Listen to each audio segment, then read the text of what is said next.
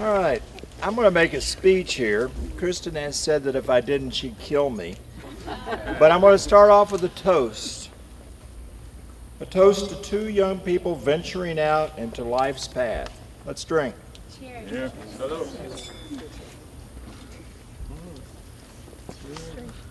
Hey, hang on to that for me, please. You got the code, right? I got it. It's also an honor that the Smith and Barnhart family are coming together. My best to Cindy, Gary, and Grant. The Barnharts look forward to a long relationship with the Smiths. My wife Norma and I are very proud of our three daughters, Lauren, Danielle, and of course Kristen. Where are you, Lauren and Danielle? There you go. When Gary came by to ask for Kristen's hand, I had in my hand a .44 Magnum pistol. And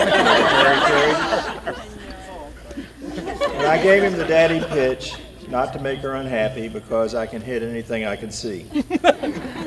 But after meeting Gary's mother, Cindy, I retract that comment, because she'd hurt him a lot worse than I would. That's true. Gary, you might have picked up on Kristen's perfectionist trait. If not, here's a story to give you an idea of what you're getting into. Kristen has always been artistically gifted, so when she was 9 years old, I persuaded an art teacher at a local university to let Kristen take an art class with me. This wasn't easy, but after many phone calls, the teacher finally agreed. The good news is Kristen was as good as anybody in the class, but she had to critique everyone's work. So here you had a little 9-year-old girl looking over the shoulder of a 45-year-old woman telling her how to shade her portrait. And you know what? Kristen was usually right. And another example is, like me, you may have taken that wedding invitation we all received for granted. But let me tell you, there was more planning in that wedding invitation than in D-Day. But Gary, I'm sure this isn't news to you. You already know that, right? When Kristen asked me to make this speech, I thought about what do I know that might actually help these two going forward. So here are Daddy's 10 commandments. They're not suggestions.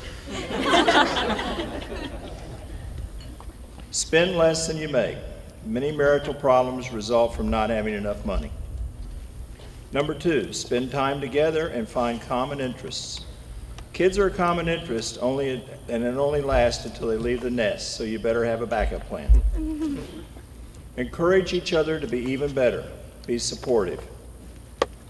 Listen at least as much as you talk, and don't interrupt. Be positive and spend time with positive people. Negativity brings you down.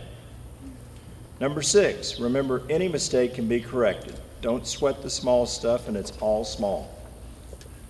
Number 7, praise each other often, criticize rarely, and make sure it's constructive. Got 2 more. Paper's actually wet. Number 8, expect the best but plan for the worst. If you can't live with the downside of a deal, don't do the deal. 9, life comes in cycles, relationships, career, the market. Be smart, ride the waves. Number 10, keep guilt and jealousy out of your lives. They are worthless emotions. And this isn't a commandment, but something I've always told the girls. Sometimes you get the bear, and sometimes The bear gets you. Right. But enough of the lecture. Let me tell you one thing that Daddy wants, and that's veto power over kids' names. Now, folks out there might be wondering why I even bring this up. And here's why. Kristen bought a long-haired Chihuahua and named him Milo Bud. Milo Bud. I will not have a grandson or daughter with a goofy name. One butt in the family is plenty. It's time to wrap up. I always tell the girls, where's the son I always wanted? And I'm proud to be able to say, he's right here. And Gary, realize you're now living in Chrissy's world. Anything I can do to help these young people, you have my pledge of support. I've got your back. And another toast to Kristen and Gary. May they be best friends forever.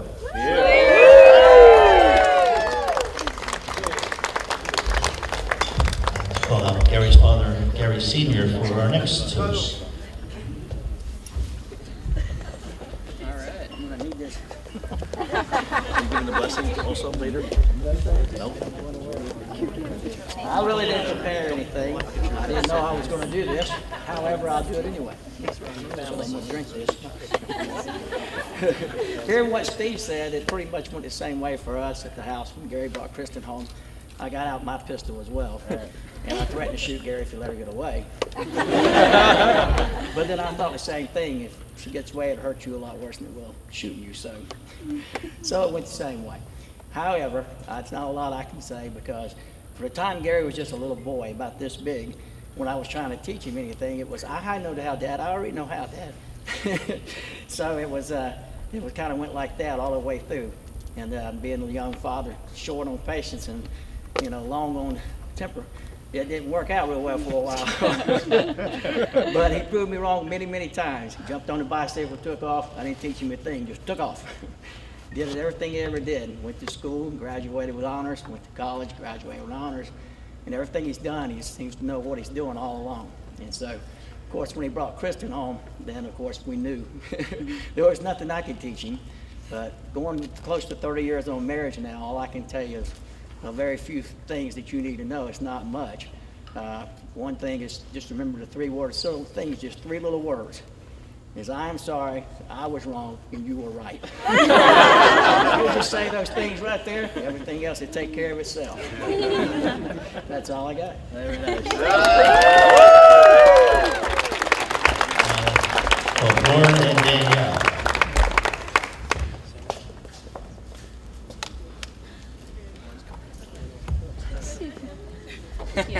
Hi. I was going to try it without this, but since I just spilled my wine all over me, I think maybe this would be some good insurance. All right. Hi, everyone. I'm Lauren, Kristen, and now Gary's younger sister. I go to school in Fort Lauderdale, and being at school is really hard because I'm away from my sisters. Kristen, Danielle, and I love to do pretty much everything together, probably because we're alike in a lot of ways. But there's a lot of things about us that don't quite coincide, and it's pretty obvious that Kristen deviates the most from these Barnhart girl norms. I don't just mean blonde hair and blue eyes. Danielle and I can claim the smidgen of athleticism associated with the Barnhart name, but Kristen embodies all of the talent. She can sing and dance and play the piano and draw just about anything you throw at her without even being challenged. Kind of seems like Danielle and I got the short end of the stick here. But there's one thing that Kristen has that I'm glad we all don't, and that's her ridiculous perception of time. I think that you've all probably been victims of Kristen running late because she is always late, and believe me, I feel your pain. She took the longest out of us 3 to do basically everything, like getting her driver's license or taking her first drink. But one thing she didn't need an absurd amount of time deciding was that Gary was the one. This was probably the only time in history that we all floated our way into Chrissy World and agreed with her timeline. It was pretty apparent from the start that Kristen and Gary complement each other in a way that doesn't really come along often. Their senses of humor match up perfectly, which is lucky for a guy who gets kicked out of the bar every year on his birthday. Or sends a picture of himself to his fiancée of him getting a mohawk a month before the wedding. I've seen it. But it's these kinds of things that bring them closer. They laugh, and we usually laugh with them. They have a special connection between 2 very special people. And I think by special, you all know what I mean. Congratulations. I love you guys so much. Yeah!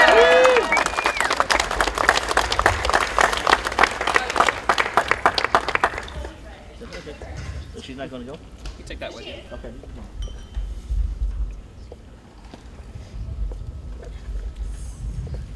I didn't memorize it as well as Lauren did. Good evening, everyone. It's so wonderful to have everyone gathered here for such a joyous occasion. As Kristen's older sister, we've been by each other's side for all of life's major events. As I stand here tonight experiencing one of the most important moments of her life, I'm proud to say that I've watched Kristen grow from the little girl I once knew to the beautiful woman she is today. Speaking of little girl, when Kristen and I were growing up, we loved to make up dance routines, plays, and fashion shows. We would insist all the neighborhood families come to watch our latest performance. Most of you know that neither one of us really outgrew this stage in our lives, as we both continue to dance and perform into our adult years. Once I decided to hang up my dance shoes, I found my passion for coaching. One of the first dance teams I coached was for a minor league football team called the Ghost Riders. Kristen was, of course, one of my star dancers and a team captain. It was during this time that fate came into play. Gary and Kristen met one another. Gary was working for the Ghost Riders, and I could immediately tell that Kristen took a liking to him. After meeting her future husband, she let me in on her scheming plan.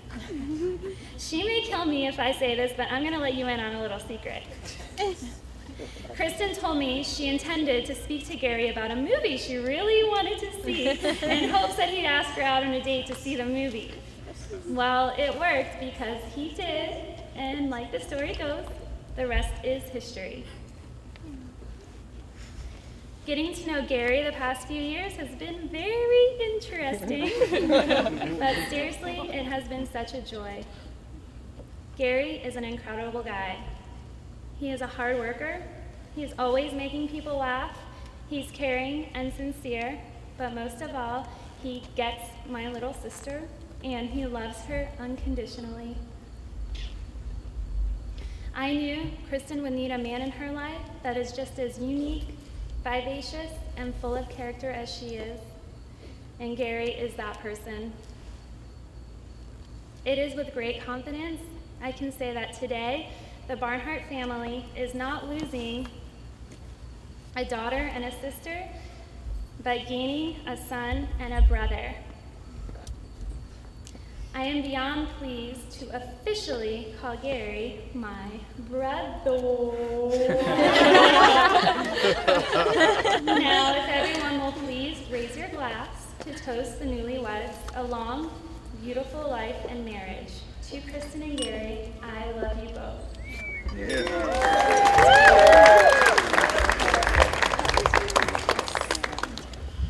To call up your best man, Grant.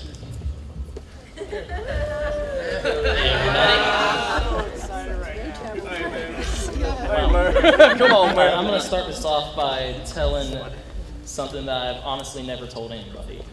When Gary first moved away to go to college and he moved down here to go to UCF, I was in that stage at that age. I was about 13 or 14, and I wanted him to leave. Honestly. Our parents were heartbroken that he was going. I was like, whatever, he can go. It took about 2 days of him being gone to where I was heartbroken. From the time I was born to through our childhood years to now, and I know forever, he's always been there for me. And there really isn't a better big brother in the entire world. And from the countless number of pitches you've thrown to me, to the countless number of rides, to the countless number of laughs, the countless number of drinks, he's always been there, and I really love you more than words can describe. And Kristen, when he first brought you home, I don't know what it was, but there was just something different about the way you two looked at each other. And I've never seen a more beautiful love. You are the kindest and sweetest girl I've ever met. I really mean that. So I just want to throw a toast to the only two things that I really think you two need. Call it cliche, but to health and happiness.